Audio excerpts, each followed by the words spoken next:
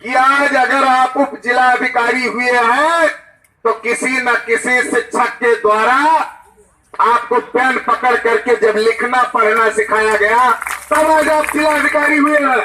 और आप ऑफिस में मखमली कालीन के ऊपर कुर्सी लगा के बैठेंगे और आपका शिक्षक खुले मैदान में इस बारिश में बैठने को मजबूर है। ये भारत की संस्कृति, ये भारत की विरासत आप स्थापित कर रहे हैं।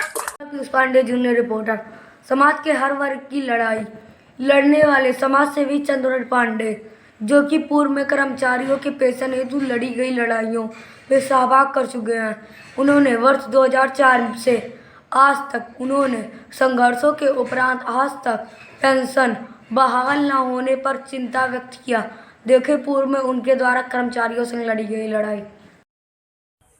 कि आज अगर आप उप जिलाधिकारी हुए हैं तो किसी न किसी शिक्षक के द्वारा आपको पेन पकड़ करके जब लिखना पढ़ना सिखाया गया तब आज आप जिलाधिकारी हुए हैं।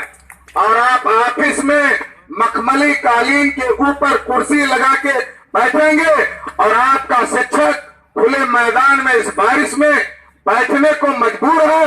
ये भारत की संस्कृति, ये भारत की विरासत आप स्थापित कर रहे हैं। एसडीएफ भैया होश में आओ, हमने कल ही कहा था। एसडीएफ भैया होश में आओ, हमने कल ही कहा था कि यदि गुरुदेव हमें न मिलते कैसे हम सब पढ़ते लिखते, अनपढ़ ही हम रह जाते, दुनिया के सुख न पाते।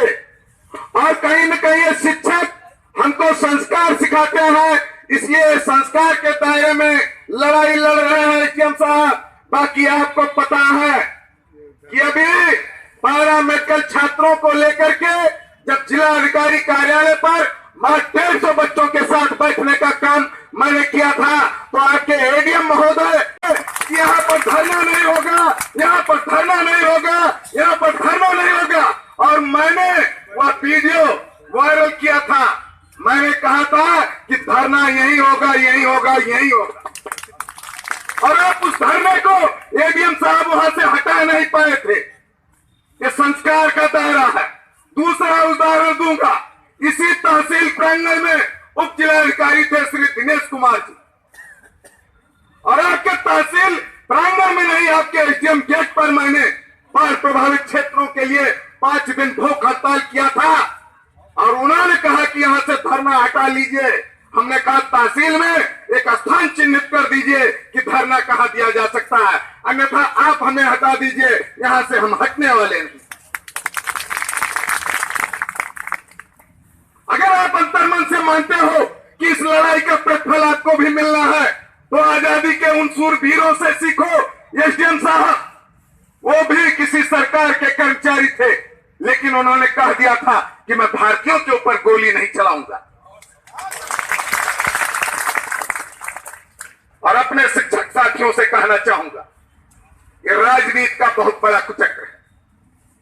जिसे आप सत्ता दे देते हैं वही आपके लिए भस्मासुर हो जाता है। अभी एक शिक्षक साथी कह रहे थे, उठाया था पिल्ला देख के निकली पिल्ली। पिल्ली तब होते हैं जब दिल्ली जाते हैं, उसके पहले सब हमारे तरीके से पिल्ले बने रहते हैं। उस पिल्ली से उतार दूंगा और पिल्ली से पिल्ला बना दूंगा। लेकिन उसके लिए आपको अभी अध्यक्ष जी ने कहा वो जज्बा रखना पड़ेगा। नेता नेता ऐसे नहीं होते हैं, बड़ा इनके ऊपर लाठीचार्ज होता है, पानी का बौछार होता है, ये हिलते नहीं है, ये डटे रहते हैं। आप भी बूंदाबांदी से हिलिए नहीं। और उसका एक उदाहरण चंद्रमय पांडे जो आपके बीच में खड़े हैं।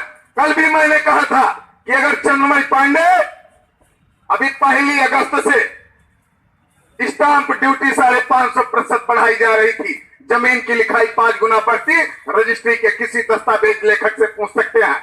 अगर रजिस्ट्री गेट पर सर में छोड़ करके लेटने का काम न किए होते तो ये सरकार स्टाम्प ड्यूटी वापस लेने का काम न की होती। अगर चंद्रमय पांडे 12 जुलाई को उपनाती घाघरा में जल समाधि लेने का काम न किए होते तो वह शायद चांदपुर कटरिया में धारा मोड़ने का प्रयास न हो रहा होता। तमाम ऐसे कार्य हैं, तमाम ऐसे ज्वलंत उदाहरण हैं। वो कार्य ही नहीं है, वह कार्य ही इस बात के परिणाम है कि अभी 2017 में विधानसभा का चुनाव लड़ने वाला चंद्रमणि पांडे जो 2000 वोट बमुश्किल पाया, वो आज आप जैसे श्रेष्ठ जनों का समय पा रहा है। आप उसे अपना सम्मान दे रहे हैं, अपना बेटा अपना भाई समझ करके उसे संबोधन का मौका दे रहे हैं। तो निश्चित तौर पर आप शर्म और हया छोड़ करके लड़ने का काम करोगे, आपको सम्मान मिलेगा, आपको पेंशन मिलेगा, आपको सारे अधिकार मिलेंगे। पुरानी पेंशन बहाल करो, पुरानी पेंशन हक है हमारा, ये तेरी तानाशाही, पुरानी पेंशन दे न सके तो सरकार निकम्मी है, जो सरकार निकम्मी है, वो सरकार बदलनी है। आवाज दो। महज चंद शब्दों के साथ मैं अपनी वाणी को विराम दूंगा, क्योंकि 6 दिन ये धरना चलना है, बहुत कुछ बोलना है। कल भी हमने कहा था, हास और परिहास से जो डर गया और जो कि थोड़ा बहुत दिख रहा है, हम बीच में दरी कल भी छोड़े थे, आज भी छोड़ते हैं। निवेदन है कि कल से नहीं छोड़ेंगे, क्योंकि फोटो आगे से बनता है। जो हास और परिहास से डर गया वो समझो मर गया। चंद्रमणि पांडे भी जिस दिन ये सर मुड़ा के संकल्पित हुए कि जब तक माननीय को उखाड़ नहीं दूंगा तब तक इस सर में बाल नहीं उगेंगे, क्योंकि वोट जनता का है, सर तो मेरा है, चाहे जितनी बार मुड़ाऊं। हर रविवार को मुड़वाता रहता हूं। और आज का जो समय है, शादी में कोई लड़का धोती नहीं पहनता जो पियरी होती है, और समझो लोग अब स्मार्ट हो गए हैं। कोने में कहीं हल्दी लगती है, पीली नहीं होती है धोती। वो धोती जब पहने हैं तो वहीं पर शर्महया छोड़ के चल दिए हैं, और जब पहले दिन निकले हैं तो जैसे अब किसी पहली जनसभा में जाता हूं जो हमको नहीं जानता, वो मीठी मुस्कुराहट भरता है, ठीक उसी तरीके से पहले ही दिन उस मुस्कुराहट से अगर डर गया होता तो ये चंद्रमणि पांडे वहीं पर मर गया होता। साथियों, इस शासन प्रशासन आपके बल पे है, आपके दम पर है। जिस सरकार के कर्मचारी उसके पक्ष में नहीं होंगे वो सरकार कुछ कर नहीं सकती है। और निश्चित तौर पर आप अपना जज्बा बनाए रखिए। अध्यक्ष जी को बताना चाहूंगा कि मैं यहाँ केवल प्रतिनिधि के तौर पे, नेता के तौर पर नहीं, मेरा परिवार पूर्व से भी शिक्षक रहा है और वर्तमान में भी हम शिक्षक प्रतिनिधि हैं। हम यहाँ पर अपना परिवार मान के लड़ने का काम कर रहे हैं। भविष्य में जो भी आहुति देना होगा वो दूंगा। जय शिक्षक, जय राष्ट्र, जय हिंद, जय भारत। सेवी ने पूर्व की लड़ाइयों का जिक्र करते हुए कहा कि कर्मचारी पेंशन की लड़ाई सिर्फ चुनाव में नहीं अपितु 3 काले कृषि कानून को लेकर किसानों द्वारा लड़ी गई लड़ाई की भांति बेमियादी लड़े। देखें क्या कहा समाज सेवी ने। कर्मचारी पेंशन को लेकर के लड़ाई अब चुनावी नहीं बेमियादी लड़े। कारण वर्ष 2004 से आज तक लगातार कर्मचारियों ने अपने पेंशन के लिए, जो कि उनकी न्यायिक मांग है, उसके लिए 1-2 नहीं सैकड़ों लड़ाई लड़ने का काम किया, विधानसभा घेरने का काम किया, मुख्यमंत्री, प्रधानमंत्री, मंत्री से मिलने और ज्ञापन देने का काम किया। लेकिन सत्ता से बाहर जब सारे दल होते हैं तो कर्मचारियों की समस्या उन्हें समझ में आती है, वो पेंशन की बात करते हैं। लेकिन जब वो सत्ता में पहुंचते हैं तो कर्मचारियों की समस्या को वो भूल जाते हैं। विपक्षी दल भी सिर्फ चुनाव में पेंशन की बात करते हैं, चुनाव बीत जाने के बाद वो पेंशन का मुद्दा सदन में उठाने का काम नहीं करते।